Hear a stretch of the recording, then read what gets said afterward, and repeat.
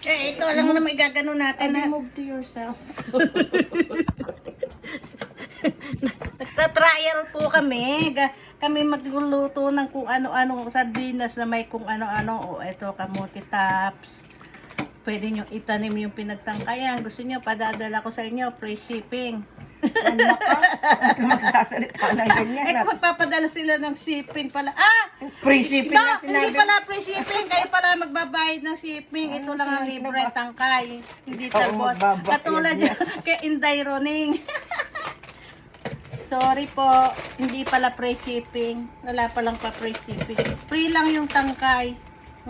Gagamitin namin yung dahon. Kasi tingnan nyo, oh, meron ng mga ugat. Talagang ready na siyang tumubo sa sa mga lupain ninyo. Dahil madali po siyang gumapang, ayaw na nitong aking bestie na itanim ulit siya kasi very limited ang taniman dito sa amin. Hindi pa po niya binibili yung 5 hektarya niya ulit dito. Sa Pilipinas meron, layo-layo namang taniman. Hindi namin kayang magtanim doon araw-araw kasi andito kami. Almost Malapit na. Almost malapit 10,000 miles away po kami sa Pilipinas. Andito kami sa Florida, USA. Siguro po mga 3 more years pa, magre-retire na raw siya. Diyan na kami titira, magiging full-blown farmers na po kami ngayon. Magsasaka. Ano pa lang kami, nagsasaka kami dito sa 0.1,000 acre. Alam niyo yung 0.1,000 acre, do the math. Nang alam niyo kung gaano kalaki yon. Mukhang malaki kasi 1,000 pero 0.1,000. Hindi 1,000 acre. Malaki po pagkakaiba nun. Oh, tama ba yung sinabi ko, mahal? Siguro. Oh. Malay ko Sige. yung mga acre-acre na.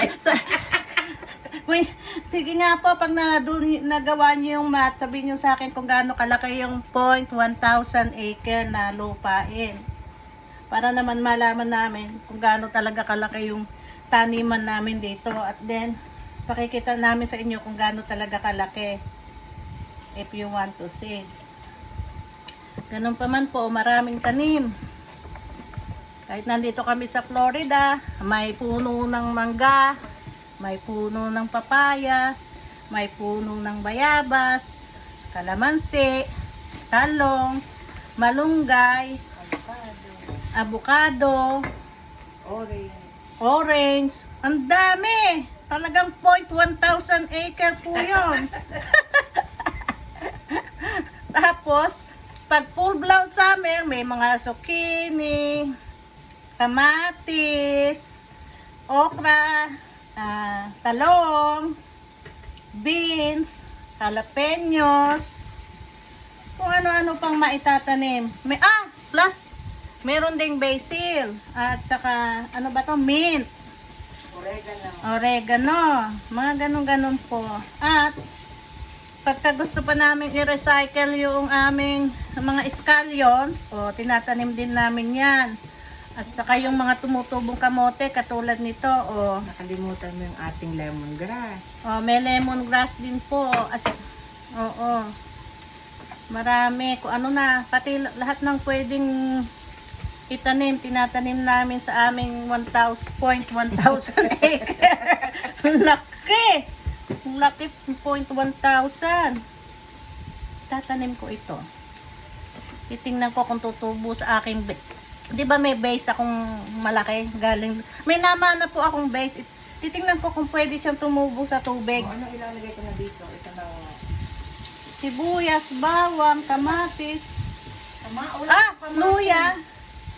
May kamatis. May kamatis ka dyan, oh. Ay, saan?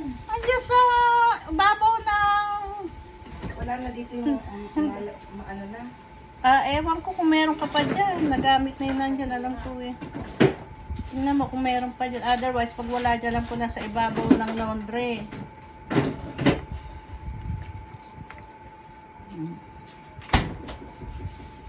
Dito po, ginto itong mga talbos-talbos na ito. Buti na lang dito sa Florida, dahil parang Pilipinas din dito, ito tumutubo all year round. Kasi mainit po dito sa Florida. Para na rin nasa Pilipinas. Kaya nga, dito muna kami hanggang hindi pa kami retired. Kasi feeling namin, andyan na kami sa Pilipinas. Kami nakakapagtanim kahit papano dito. Nakakakain ng mga dahon-dahon na yan na napakasustansya. Hindi mo na kailangang bilhin kung saan-saan. Kaya kami po laging nag-ano dito, nagtatambayan dito kay Francis at dito kami madalas nagla-lunch. Kahit ano-ano lang, napakasimpleng buhay, ini-enjoy namin lahat yan. Maski ano lang lutuin namin. We don't need to eat fancy food to enjoy our life. Ano lang po kami kasimple.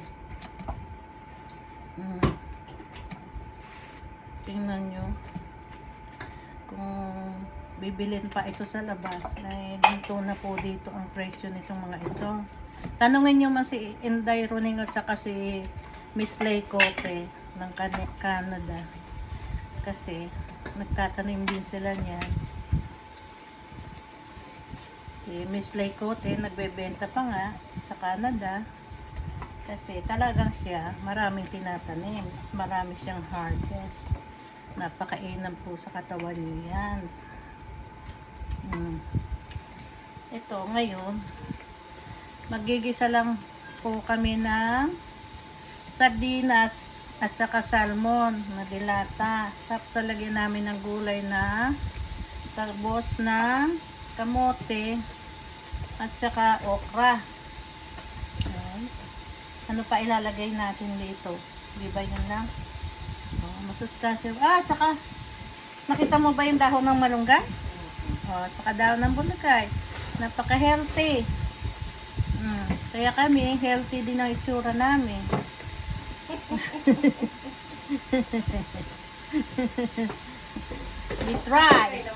We try to eat healthy. We try to be healthy. Kaya, sana, like na lang kayo. Huwag na kayong mag-bash na sa amin, okay?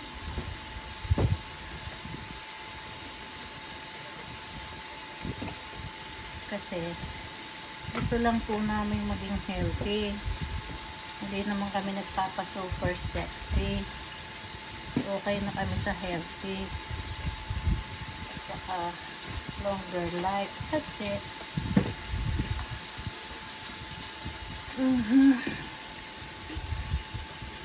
Ayan. Ito po ang bali first video namin ginawa. At pag po nakagawa na kami ng aming Zephyr Hills Pinay Kitchen, ito po ilalagay na namin doon. Yan. Gagawa pa lang po kami. So, nauna na itong video. Once na ilalagay na namin sa YouTube. Kaya sana pag nakita nyo yung Zephyr Hills Pinay Kitchen, mag-like po kayo, mag-subscribe, at kung pwede nyo na-share, pwede naman i-share ninyo. At makikita ko na yung ginigisa. Yan po, ginigisa na yung sibuyas, bawang, ginger, kamates. May pepper, black pepper. Sandali lang, inugasan ko itong mga dahon-dahon at saka okra. Lalagay ko na ito, Ang daming gulay. Ha? lalagay ko na itong ligo. Sige, ilagay mo na yung ligo at nang maligo na siya. O, diba? Huwag niyo mo kayo magbas-basa yan, hinuhugasan malinis, nalilinis, period.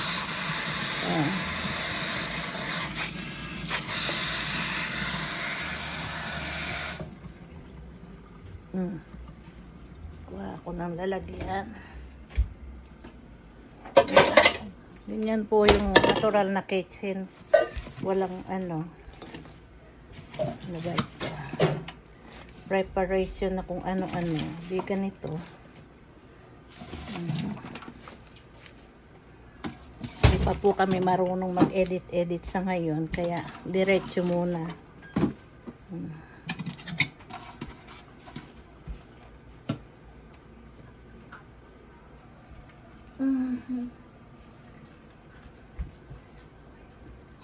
Isang katutak. Nadahon na ba? At ito rin naman ang dahon ng malunggay. Ayan na. Andyan na yung kanyang sardinas at ang lalaki ng salmon. Ito po yung tinatawag nating parang isdang tanga kasi tumalon sa ano. Sana yun? Sa lalagyan. Lemon. Kalamansi. Ayan. Ganyan.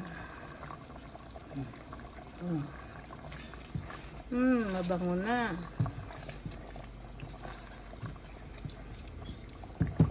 Nako. Lagay na yan. Oo. At wala pa tayong kanin. Sige. Tapusin muna ito. Naku, dami naming gulay. Umaapaw ho ang gulay. Kaya po ganyan. Paano na yan? Healthy. Huwag lang lagyan ng ano. Pag nalanta yan, makonti na lang din yan. Hayaan mo muna siyang malanta. Lagyan ko ng konting tubig.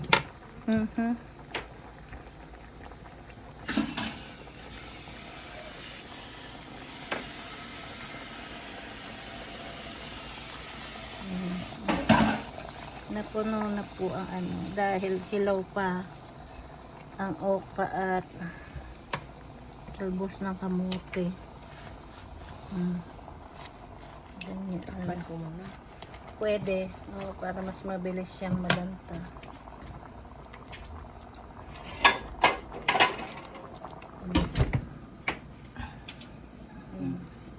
So, ngayon naman ang kanin natin. Brown rice po ang gamit ngayon. Ito po yung pan-dry. Hanapin natin si brown rice. Ito may isang bukas. Si omega rice po. Parboiled brown rice. Hindi po yan sponsor. Yan lang ang available dito sa pantry.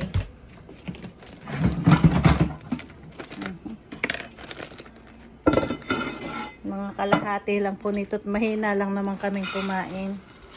Malakas lang umepekto sa amin yung kinakain namin. Ganyan lang. Aabutin ho yan ng mga 2 hanggang 3 araw sa amin. Kahit ganyan lang kaliit yan.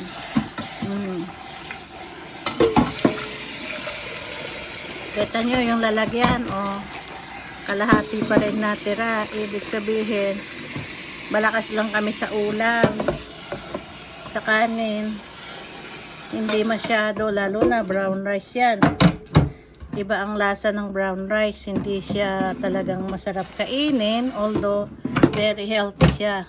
Kasi lalo na itong klase na to, may omega rice, long grain rice. Yan na. Luluto na siya sa rice cooker. Set na yan. Babalik tayo dito. Tingnan mo nga. Tingnan nga natin kung haluin ko na ng ano para bumabalo talaga siya.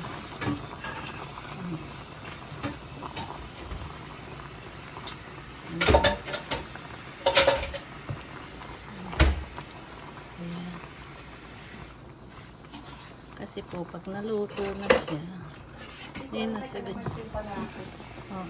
Lalaki. Laki niyang ano, isang piraso, Alam mo namang may kalamansi ka. Hindi mo alam na may bunga. Hindi, alam ko may bunga, pero di ba sabi mo kalamunding? Oo, kalamunding tawag nila dito, pero kalamansi yan. Iba yan. Akala mo kasi hindi gaanong maasim. Kaya akala mo hindi kalamansi. Maasim pa rin yan. O ayan, lumiit na ho.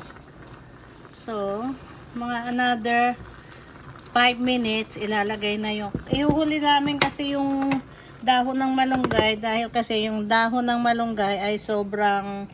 Pag nasobrahan ng luto, pumapait. Kaya ayaw namin ilagay agad. Yan naman. Ito yung mga pwedeng itanim. Ano ako, experiment dahil meron akong naman ng flower base na malaki. Doon ko ilalagay. Titingnan ko kung tutubo siya sa tubig lang. Tapos lalagyan ko lang ng konting vitamins siguro.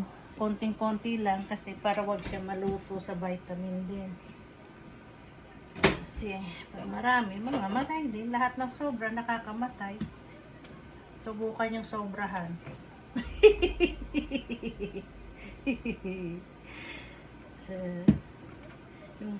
Ayoko masyadong mahaba para noon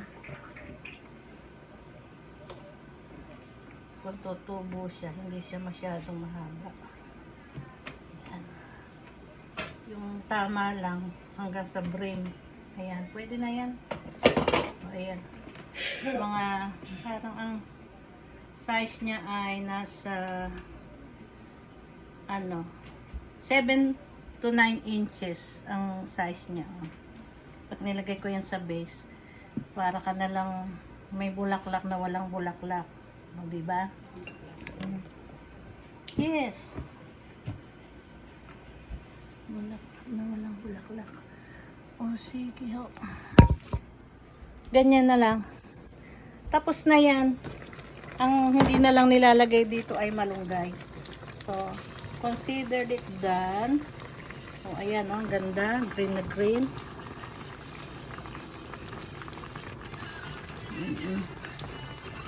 Masarap na po yan, oh. Napakasustansya. Mahal, Oh. gusto ko tingin na luggage. Oh, bye-bye na po. Hanggang sa susunod, magkita-kita ulit tayo sa simpleng ulam.